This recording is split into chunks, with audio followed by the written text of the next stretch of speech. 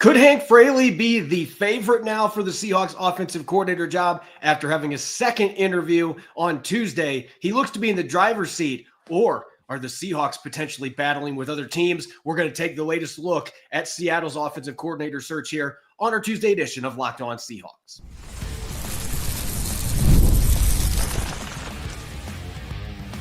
You are Locked On Seahawks, your daily Seattle Seahawks podcast. Part of the Locked On Podcast Network, your team every day. Greetings, 12. This is Corbin Smith, the host of the Locked On Seahawks podcast, your daily Seahawks podcast, part of the Locked On Podcast Network, your team every day. Glad to be joined here by my co-host in crime, Rob Rang. I'm Corbin Smith. A special thanks to all the 12s out there. Thank you, as always, for making Locked On Seahawks your first listen 5 days a week, whether you're tuning in from Anchorage, Alaska, or Austin, Texas, which might both be getting snow this week, ironically. We greatly appreciate all of you tuning in and making Locked On Seahawks your first listen 5 days a week. We are drawing into week 3 of the Seahawks offensive coordinator search. Is it time for a sense of urgency for Mike Macdonald and John Schneider? We're going to be taking a look at the latest news on their hunt for a new play caller. We've got report cards at the receiver position, and Rob and I are going to discuss and debate our rankings for Seattle's 10 unrestricted free agents heading towards the start of the 2025 league year on a jam-packed episode brought your way by Game Time. Download the Game Time app, create an account, and use the code LOCKEDONNFL for $20 off your purchase. Now for your lead story here on our Tuesday edition of Locked On Seahawks. It's been 3 weeks since Seattle made the decision to dismiss offensive coordinator Ryan Grubb. They've interviewed 5 candidates. Now 3 of them, including Hank Fraley today, have had 2 interviews. Fraley having his in-person interview with John Schneider, Mike Macdonald, and the decision makers. It remains to be seen whether that's going to lead to a contract. But, Rob, we are now at the point, it's 3 weeks into this search. We've had 2 full weeks. There's been quite a few interviews. We are now at the point, I know Mike Macdonald was mentioning it the day after they fired Ryan Grubb, that they wanted to have a balancing act. You want to be thorough, but you also want to be efficient. I think you are now to the point when you look at how many teams still have openings, and there's more now because the Detroit Lions, the dominoes that have come with the Lions losing early, yes, it allowed Seattle to interview Hank Fraley today, but that also means that you've got Ben Johnson going to Chicago. Aaron Glenn looks like he's probably going to go to the New York Jets. If he doesn't go there, he's going to get the New Orleans Saints head coaching job. Both of them have close relationships with Hank Fraley. And then Dan Campbell could even say, hey, Ben Johnson just left. Come on up, Hank Fraley. There's a lot of competition for him. Clint Kubiak's been linked to the Jets opening. And, of course, you've got Grant I always mess up his name. Grant Udinski, who interviewed with the Patriots today, but they picked Josh McDaniels to come back for a third tenure. So he is still available, but all these coordinators are in heavy demand, and there's so many openings that it feels like we've now reached the point where a hiring is going to have to be made soon, or you really are risking having to settle for a consolation prize.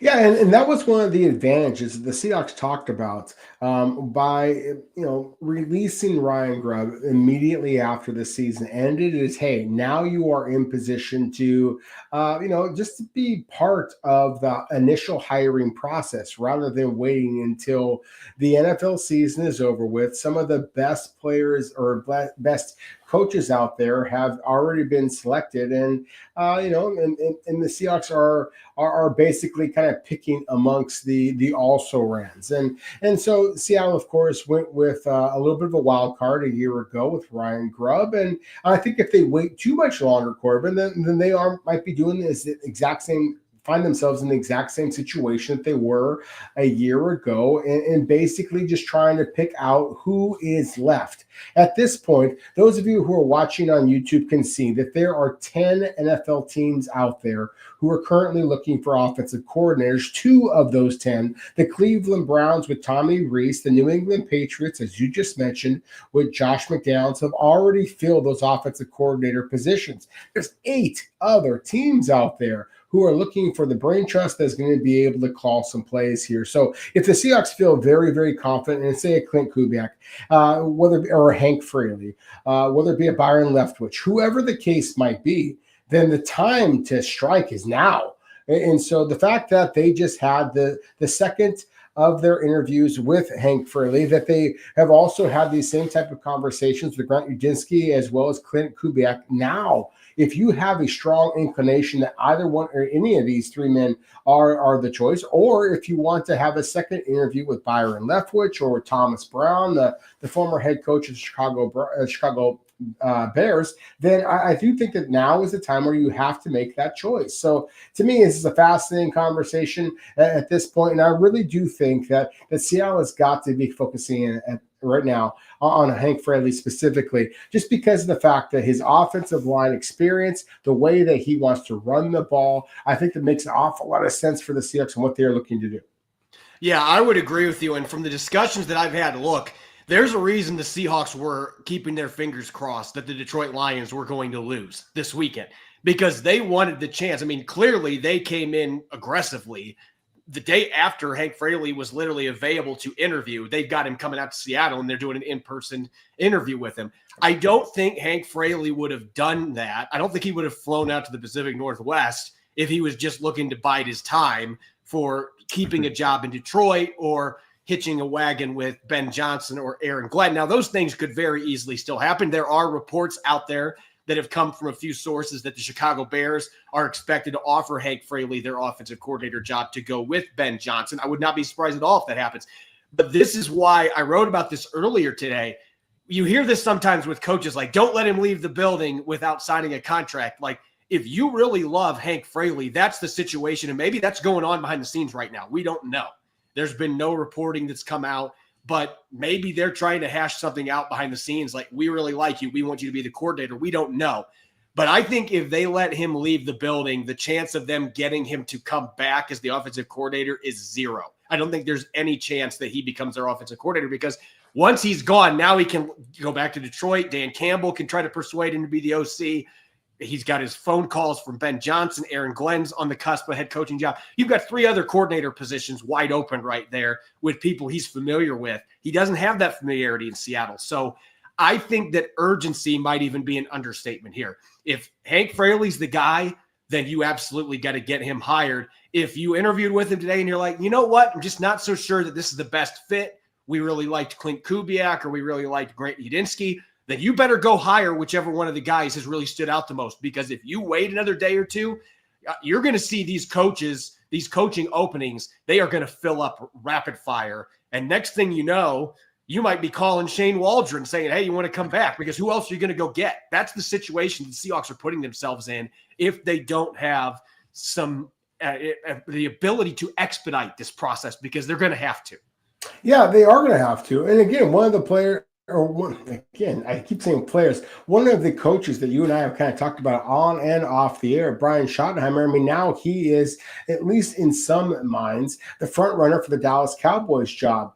And so again, if you do feel a strong inclination towards any of these men to be the play caller for the Seahawks, I think that you have to act now. And I've reached out to all kinds of sources here. Unfortunately, the source that I have at Dino's Bar and Grill, right across from the VMAC, is not returning those texts at this moment. So I don't know that Udinski is there at this moment. Clint Kubiak is there at this moment, but again, with all joking aside, I do agree with you, Corbin, that I think that if the Seahawks feel like there is somebody right there that they really need to hire now, then the time is now, because you are going to see these men sign up for these jobs very, very quickly. And I think that there are, at least in my opinion, a very clear top three. We talked about Grant Fraley for a lot, Hank Fraley. I keep saying Hank Fraley. And look, I really like Hank Fraley. I liked him as a player. I like him as a coach. I like the physicality that he would bring to Seattle. I like just the message that it would send, that Seattle is looking to be more physical at the point of attack, the way the Detroit Lions were in running the football. I think there's an awful lot of parallels between the Seahawks and their running back talent and the apparent willingness that Seattle is looking to show towards their offensive line. When we talk about the lineage, then Clint Kubiak, to me, sounds like a very natural fit, a hand in glove kind of a guy. It feels like Mike McDonald had kind of talked about this going back months when he talked about some of the coaches out there that maybe have a little bit more of a Rolodex when it kind of comes to who they are comfortable with, the different lineages and defensives. How do you adjust to the different defenses that are out there?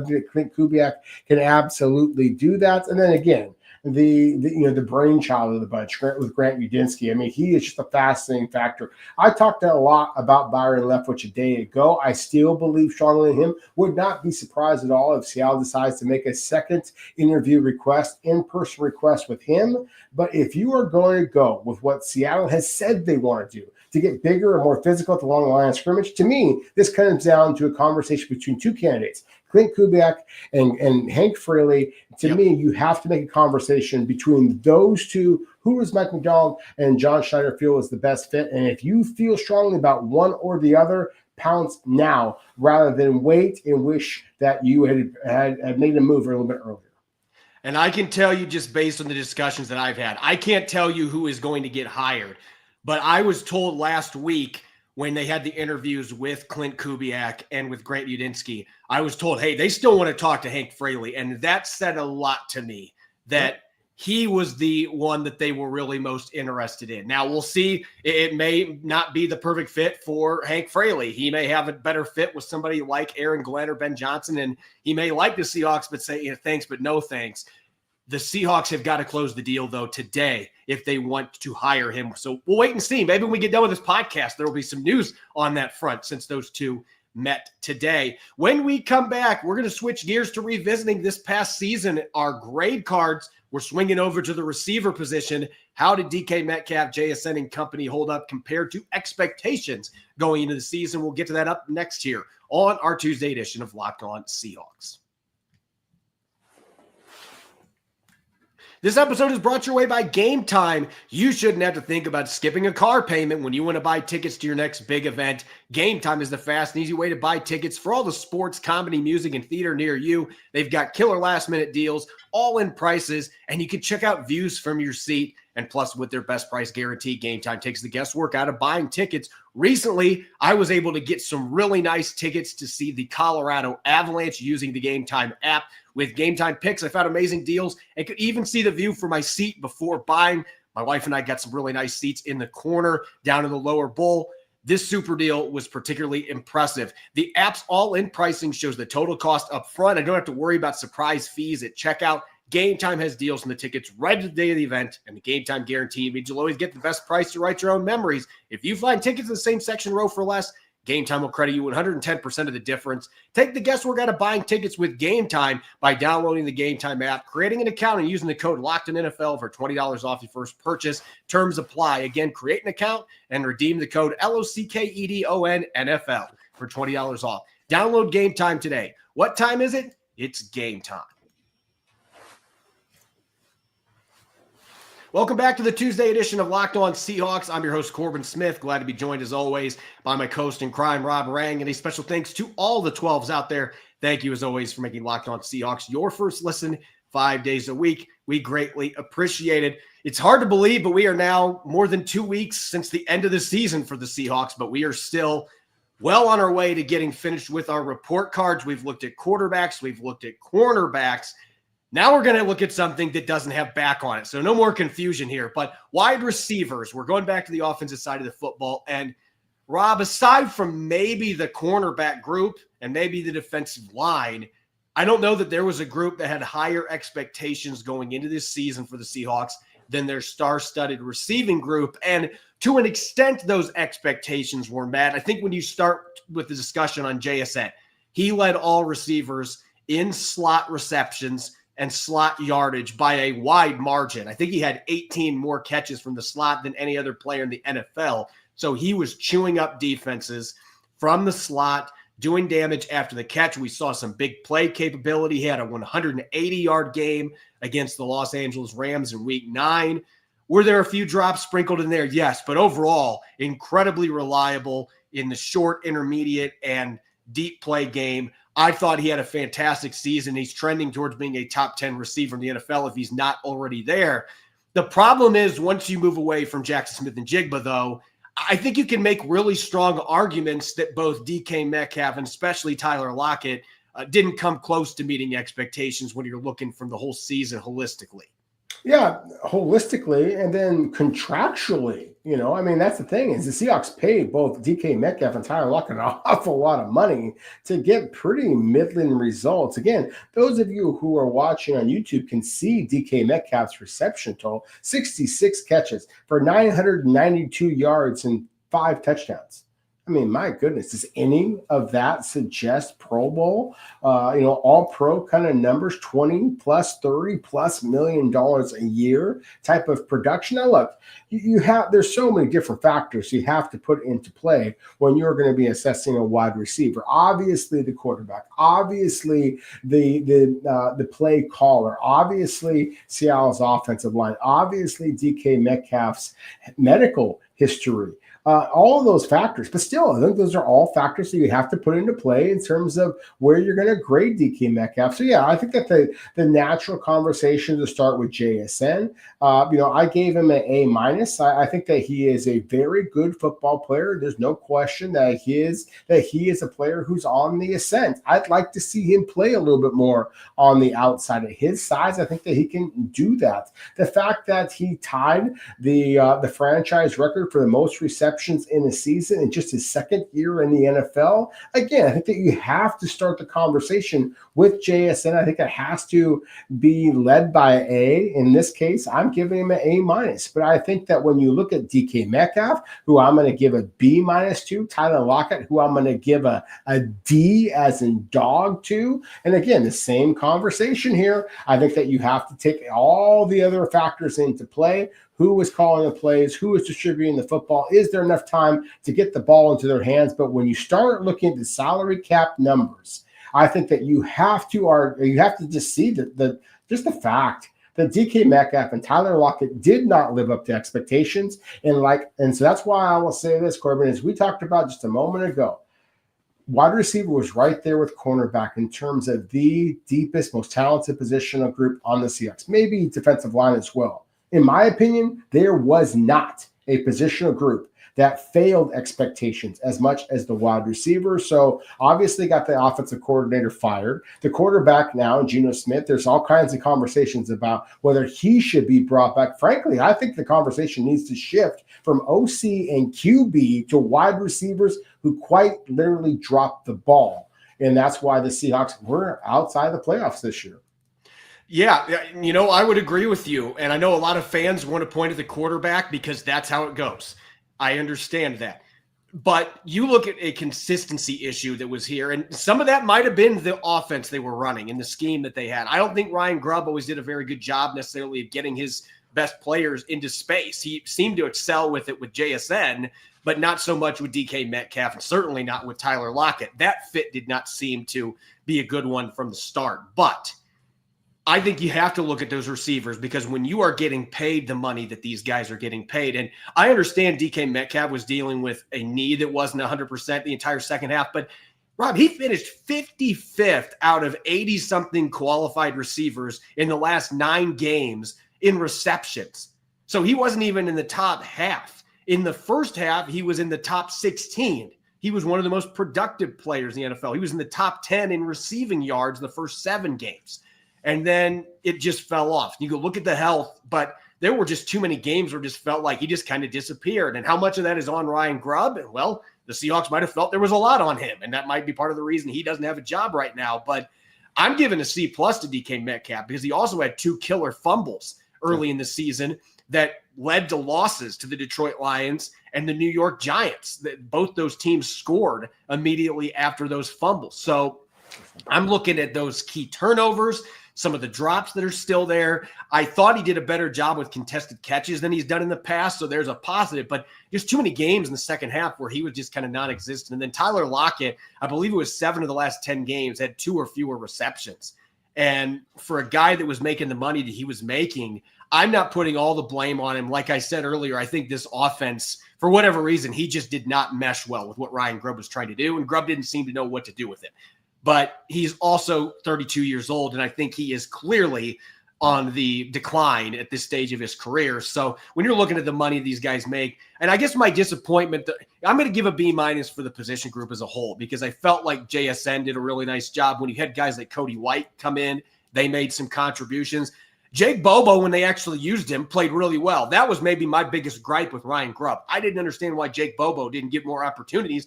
That is a player that you can scheme the football to some just because of his ability to wall off defenders. Yeah, he's a box out king, but they hardly ever used him until late in the season. And then you started to see him make plays. That was an indictment on the coaching staff, but it just felt like the overall talent in this group that as a whole, they just didn't play to the level that they should have. 100% agree. And frankly, I think that there was a huge drop off between JSN as the number one receiver. And then again, Tyler Lockett and DK Metcalf as B and C. And then I thought there was another significant drop after that. I really thought that Jake Bobo did not take the step forward that I thought that he would. I gave him a D, as in dog. There, as you said, there were some plays that he made. I thought there was also some penalties, the pre-snap kind of penalties that are, to me, are the most aggravating for a player that I consider to be among the most intelligent for Seattle's roster. That was disappointing. Certainly, Cody White had some opportunities and took the advantage of them when he got them. Jalen Darden as well. He was the return man primarily that kind of was brought in at the very end there. What about the lack of development from Derek Young?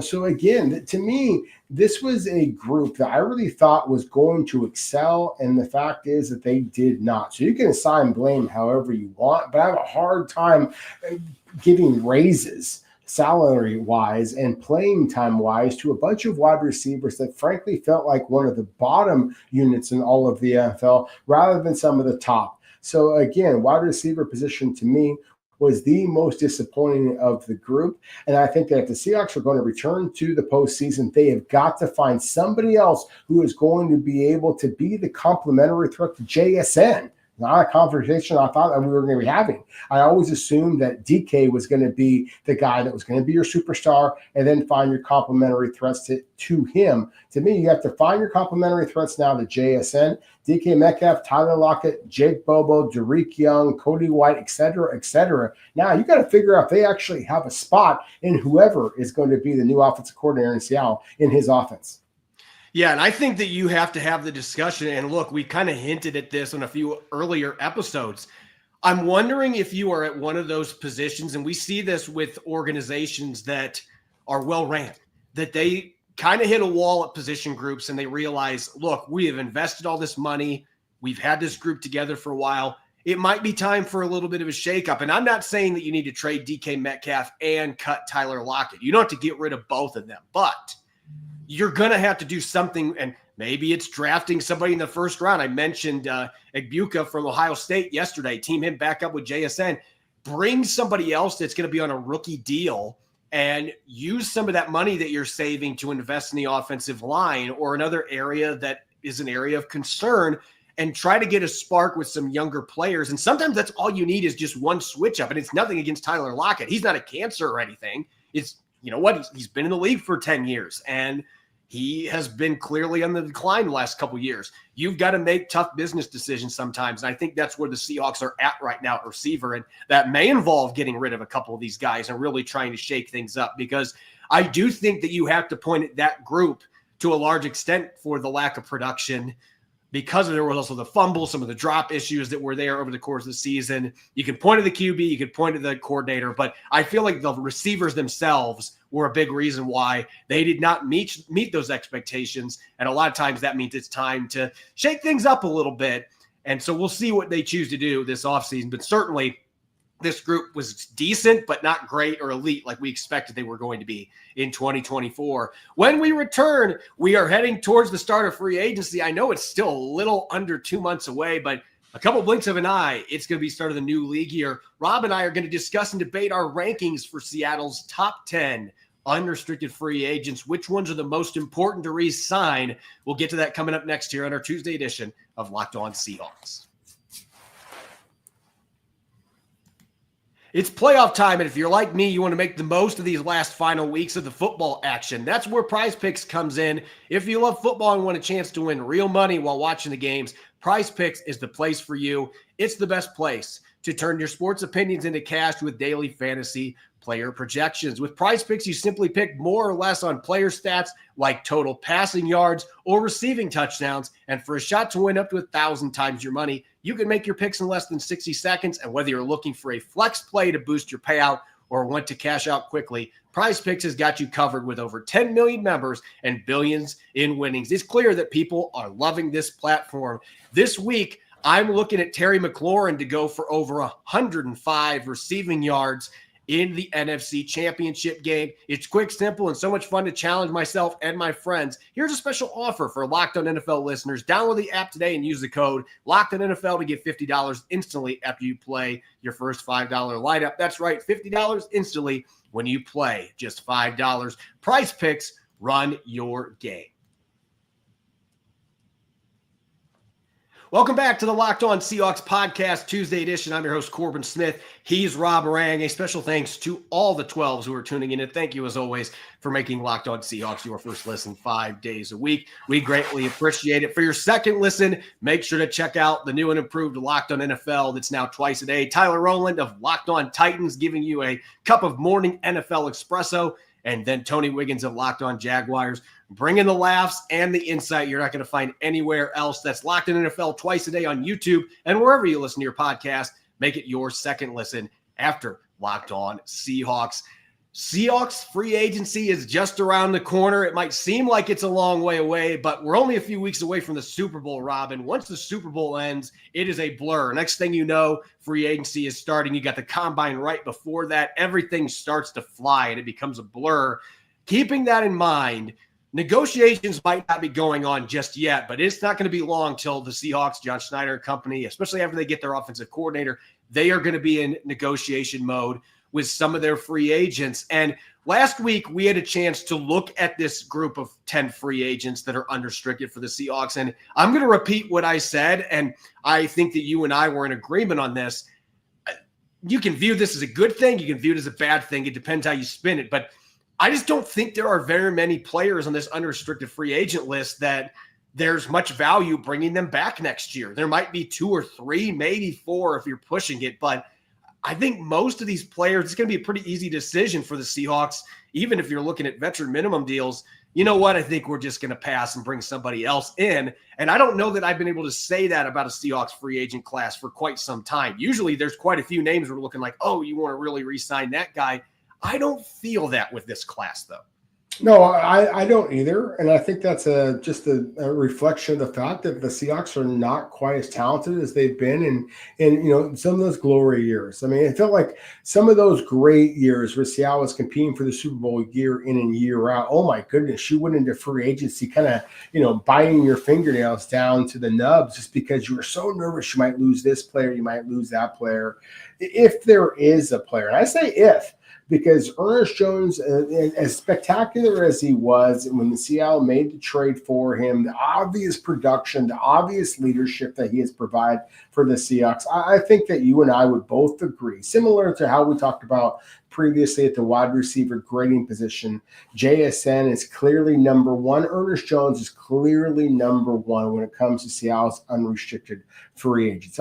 I would argue that, a guy like a Jarran Reed or a veteran along the offensive line like a Laken Tomlinson, while neither of them are difference makers, I do believe that they should be in the conversation to be somebody that is retained, but the clear, easy one is Ernest Jones, the linebacker position, because of his youth, because of the production, because of what you gave up for him in the first place, because of the fact that this is not a terrific linebacker class when it comes to the 2025 NFL draft. All of those factors, I think, is why Seattle has probably already been negotiating with Ernest Jones. At least that's some of the feedback that we've been getting, is that he and his agents are basically saying, hey, we don't know that this is going to be the right fit for us. I think that's a little bit of just negotiating via the press at this point, but I do think that is going to be Seattle's offseason priority, is bringing Ernest Jones back to the field. I do think that you could make an argument that a guy like a Jarran Reed, a Laken Tomlinson, maybe Artie Burns as well, Trey Brown being another young player that I think has some upside, but still, I agree with you, Corbin. I think that this is a free agent class, that if the Seahawks don't bring back many of these players, that might actually be a good thing. And I have a great deal of respect for the 10 different players that are out there as far as Seattle's unrestricted free agency. But I just don't think that there's a lot of difference makers there. And that's why I think that Seattle has got to be kind of conservative when it comes to the dollars. You don't want to be paying top dollars to middle level players at this point.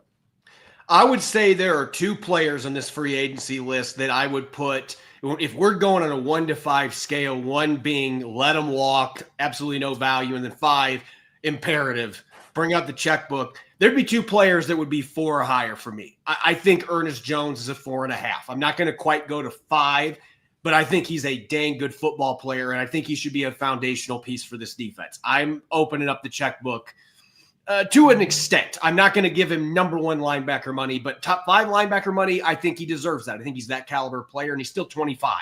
He's got room to still continue to get better.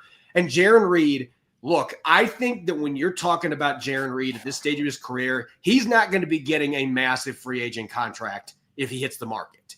He's just not. He is 32 going on 33. He played pretty well last year. He actually had the 2nd most quarterback pressures he's ever had in a season. The only other year was when he had 10.5 sacks in 2018, and he only had a few more pressures that year.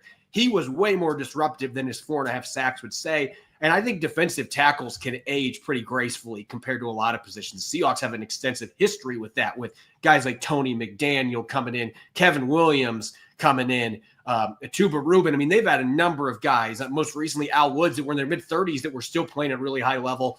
To me, those 2 are both 4 or higher, because I just think Jarran Reed with Leonard Williams and Byron Murphy II, that is a really fun trio. And I think that Reed wants to finish his career here. He was already gone for a couple of years. I think this is where he wants to finish his career. He's turned into a leader in the locker room and on the field. I think it would be a big loss from that standpoint. So those 2 would be the ones that to me are the big priority. But honestly, after that point, those that are listening, that are watching on YouTube, listen, I've got Artie Burns as free agent number 3, because I think you have to look at value, and you also have to look at what you've gotten on the field. And Artie Burns has not been healthy very often, but when he has been, he's played at a high level. He had 3 pass breakups in 2 games this year. He can play in the slot. He's well respected by his teammates. The coaching staff loves him. I think if you're looking for the 3rd player there, to me, it's Artie Burns, because he's been vet minimum the last 2 years, Rob. You can get him on that contract again, bring him back. I don't think Trey Brown's going to be back. I have Trey Brown near the bottom of my list at number 7, because, look, he did not play well this past season. He's had injuries. He's been inconsistent. And I just don't know that he meshed with this defense the way that guys like Artie Burns and Josh Jobe did. And I think they still have excitement about Nehemiah Pritchett and what he can do. I think it's kind of one of those both sides need a fresh start type thing. And so I think Trey Brown's out. The big difference between you and me, I've got Laken Tomlinson down at number 8 on my list. I've got Jonathan Hankins and Stone Forsythe finishing out my top 5, because I still think Jonathan Hankins gives you good value as a nose tackle. And Stone Forsythe, he's not going to be getting anything more than a vet minimum, in my opinion. I don't think there's going to be any teams out there shelling money for him with the tape that's out there. But as a 3rd or 4th tackle, at that price, I think it would make some sense to potentially bring him back. I don't know that it happens, but that just paints the picture of what this free agency class looks like, because most years he would have been near the bottom of the list. He's number 5 on my list, but I just think the younger players and the guys that are going to be veteran minimum, Laken Tomlinson had some escalators on his contract. I'm not doing that a second time for a 33-year-old guard that was in the top 5 in pressures allowed this year. I'm just not doing it. I'm going younger at the guard position. I'm saving some money to spend it on somebody in free agency that I think has a chance to really make an impact. And unfortunately, Tomlin's had a good career. I just don't think he's that guy anymore. And then the last 2 players, Trevis Gibson did nothing after they traded for him. And he actually had more games. He was on injured reserve than he dressed for, had a bunch of healthy scratch games. And Farrell Brown had almost as many penalties as he had receptions and really struggled as a run blocker. I'm moving on from both of those guys. I just don't see very many players here that are worth re-signing, to be honest with you. I 100% agree with you. The only difference I would say is for some of the reasons that you just mentioned with Jay Reed and with Jonathan Hankins, the veteran talent that is at defensive tackle, I think you can get them on the cheap. So to me, they're not a high priority. I'd love to have Jay Reed in particular back. I'm just not willing to spend an awful lot of money. So we're arguing about semantics at this point, Corbin. I think you and I feel very similarly about that. The talent in the 2025 draft is very clearly on the offensive and defensive lines. So I do think that Seattle can replace these guys in terms of talent.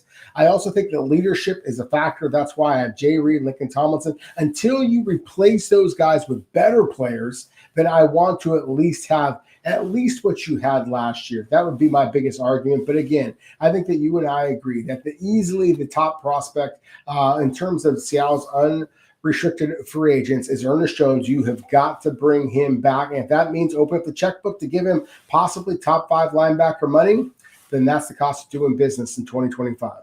Hey, John Schneider just did top 10 money with Leonard Williams after trading for him. That seemed like it worked out pretty well.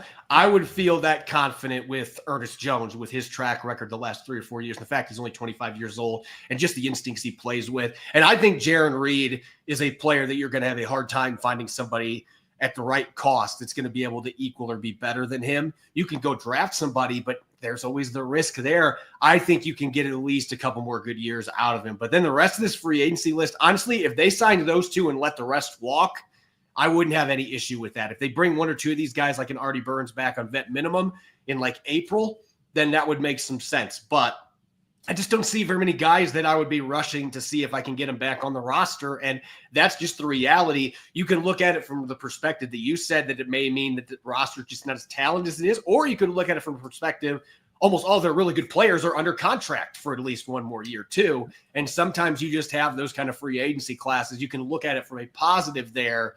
There could be some guys that are cap casualties as well that are thrown into that mix. We revisit that when it happens. But as always, you can follow me on X and Blue Sky, Corbin Smith NFL. You can follow Rob at Rob Rang. Make sure to subscribe to Locked On Seahawks on YouTube and wherever you get your podcast to make sure you don't miss a single episode. When we come back tomorrow, the Seahawks are actually going to have compensatory picks this year. We're going to discuss the projections for those comp picks and what it may mean for John Schneider heading towards the 2025 NFL Draft. Make sure that you're listening in and enjoy the rest of your Tuesday night.